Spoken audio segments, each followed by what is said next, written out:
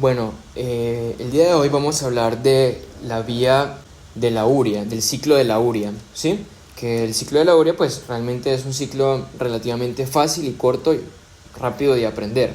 En primer lugar, hablemos de para qué sirve el ciclo de la urea. Y bueno, es que el ciclo de la urea nos va a servir en el cuerpo para eliminar el amonio que se encuentra acumulado. Recuerden que dentro de los procesos metabólicos, en los cuales, por ejemplo, se acumula amonio, sería el consumo de proteínas. Las proteínas pues tienen gran cantidad de amonio dentro de su estructura de aminoácidos. Recuerden, los aminoácidos son como esos bloquecitos que juntos van a formar proteínas y pues eso es lo que consumimos, por ejemplo, en la carne, ¿verdad? En el pollo. Y bueno, estas proteínas se van a, obviamente, a desarmar en el momento de la digestión y van a quedar en aminoácidos. Estos aminoácidos van a entrar en una serie de cascadas metabólicas que al final van a liberar la molécula del amonio.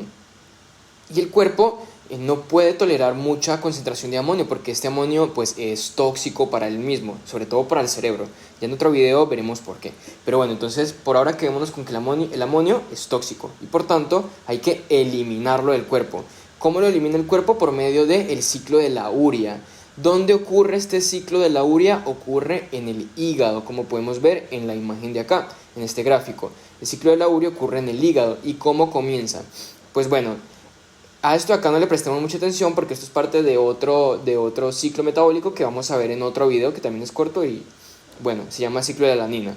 Pero eso no importa ahorita. Lo importante es que dentro de este ciclo pues se va a liberar glutamato. ¿Listo? El glutamato pues tiene dentro de su compuesto químico, dentro de su estructura química, una molécula de amonio. Entonces esta molécula de amonio junto con el glutamato, pues bueno, se deshacen por medio de una enzima que se llama glutamato deshidrogenasa. Esta es una de las primeras que tienen que memorizar, así que pues si a ustedes les gusta tomar apuntes, anoten primero esto, ¿ya? El glutamato se descompone por medio de la glutamato deshidrogenasa. Esta glutamato deshidrogenasa descompone el glutamato en alfa-ketoglutarato y amonio. Lo importante aquí es el amonio. Este amonio, pues dentro del hígado, pasa dentro de las células del hígado a la mitocondria, ¿ok? En la mitocondria del hepatocito, que es la célula del hígado, es donde ocurre o inician los primeros pasos del ciclo de la urea.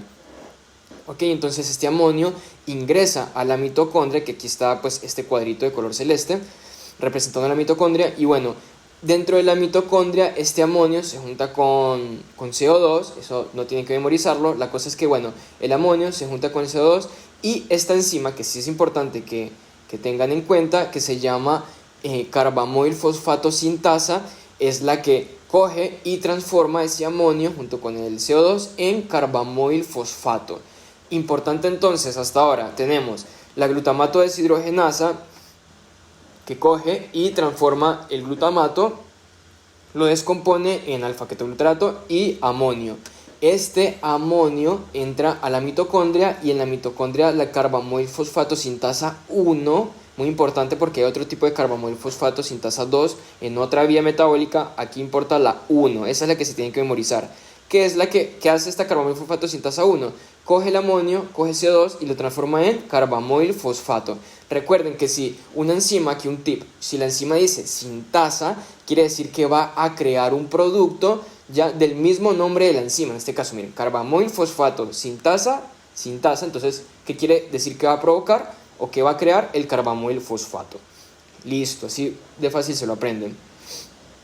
Ahora, el carbamoil fosfato se va a juntar con otra enzima que está también con otra molécula que está también dentro de la mitocondria que se llama ornitina, ¿ya? Entonces, el carbamoil fosfato más la ornitina, ¿ya? Se van a transformar en citrulina. ¿Ya? Miren qué rima, ornitina se transforma en citrulina, ¿ok? ¿Quién provoca esta molécula? ¿Cómo se hace? Esta molécula la lleva a cabo la ornitina transcarbamoilasa. Bueno, ¿cómo se provoca esto? Pues bueno, la ornitina transcarbamoilasa, que está aquí, es la que coge y une el carbamoil fosfato y la ornitina para convertirla en citrulina. ¿Listo? Ahora, esta citrulina sale de la mitocondria a la parte externa del hepatocito, o sea, al citoplasma del hepatocito, ¿ok? Y aquí afuera, en el citoplasma del hepatocito, la citrulina se junta con el aspartato, ¿verdad? Que es otro aminoácido, para formar el arginino succinato. ¿Quién hace esa combinación, esa mezcla? La hace el arginino succinato sintasa.